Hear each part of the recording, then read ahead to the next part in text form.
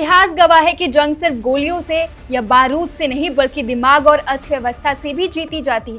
एक तरफ दुनिया इजराइल, अमेरिका और ईरान के बीच बढ़ते तनाव को देख रही है तो दूसरी तरफ ईरान ने समंदर के बीचों बीच एक ऐसा दांव चल दिया है जिसने पूरी दुनिया के शिपिंग मार्केट में खलबली मचा दी है।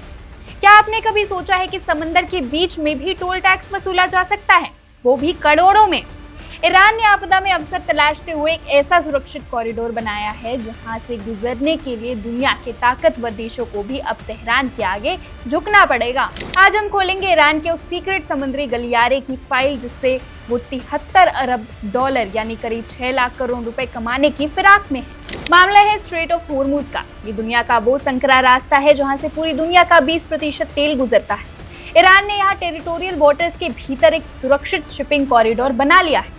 ये रास्ता ईरान के लाराक आइलैंड के चक्कर काटते हुए निकलता है, लेकिन ट्विस्ट ये है कि इस रास्ते से हर कोई नहीं गुजर सकता। लॉयड्स लिस्ट इंटेलिजेंस की रिपोर्ट के मुताबिक ईरान यहाँ एक एंट्री सिस्टम चला रहा है। जो देश ईरान के दोस्त हैं उन्हें ही यहाँ से गुजरने की परमिशन मिलेगी और बदले में वसूला जा रहा है भारी भरकम मैरीटाइम टोल टैक्स। अब आप इसकी कीमत सुनिए। रिपोर्ट कहती है कि कम से कम एक जहाज सुरक्षित गुजरने के लिए 20 लाख डॉलर यानी करीब 16 से 18 करोड़ भारतीय रुपए वसूले गए हैं और ये कोई छोटी मोटी रकम नहीं है। ईरान का लक्ष्य इस रास्ते से 73 अरब डॉलर बटोरने का है। इस पूरे ऑपरेशन की कमान किसी सिविल एजेंसी के पास नहीं बल्कि ईरान के कट्टरपंथी सेना इस्लामिक रेवोल्यूशनरी गार्ड कॉर्प्स यानी IRGC के हाथ में। नियम बड़ा सख्त है। अगर आपको इस सुरक्षित गलियारे से निकलना है तो पहले IRGC के पास रजिस्ट्रेशन कराना होगा। जहाज किसका है, माल कहाँ जा रहा है और इसका मालिक कौन है, सारी जानकारी देने के बाद जब आप IRGC मंजूरी सर्टिफिकेट देंगे तभी जहाज आगे बढ़ेगा। अब सवाल उठता है कि क्या भारत भी इसका हिस्सा है? तो जवाब है हाँ। रिपोर्ट के मुताबिक भारत, चीन, पाकिस्तान और मलेशिया जैसे देश सीधे तेहरान के संपर्क में है। वजह साफ है, रेड सी और होर्मुज में बढ़ते हमलों के बीच कोई भी देश अपने करोड़ों के माल और नाविकों की जान जोखिम में नहीं डालना चाहता। 13 मार्च की तारीख नोट कीजिए। भारत के 2 गैस टैंकर शिवालिक और नंदा देवी ने इसी सुरक्षित कॉरिडोर का इस्तेमाल किया था। सैटेलाइट डेटा दिखाता है कि इन जहाजों ने लाराक द्वीप के पास एक अजीब सा घुमावदार रास्ता लिया जो सीधा ईरानी सुरक्षा घेरे के अंदर था। यानी भारत के बाद पाकिस्तान का जहाज कराची भी इसी रास्ते से निकला। यानी ईरान अब समंदर का नया ट्रैफिक पुलिस बन चुका है। लेकिन ईरान सिर्फ पैसा नहीं कमा रहा, वो यहाँ एक बहुत बड़ा डबल गेम भी खेल रहा है।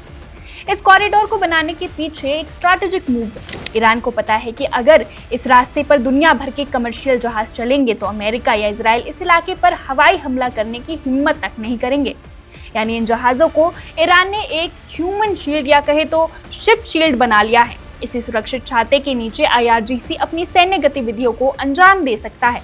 ईरान के विदेश मंत्री अब्बास अरागची ने भी साफ कर दिया है कि ये रास्ता इजराइल और अमेरिका को छोड़कर बाकी सभी देशों के लिए खुला है।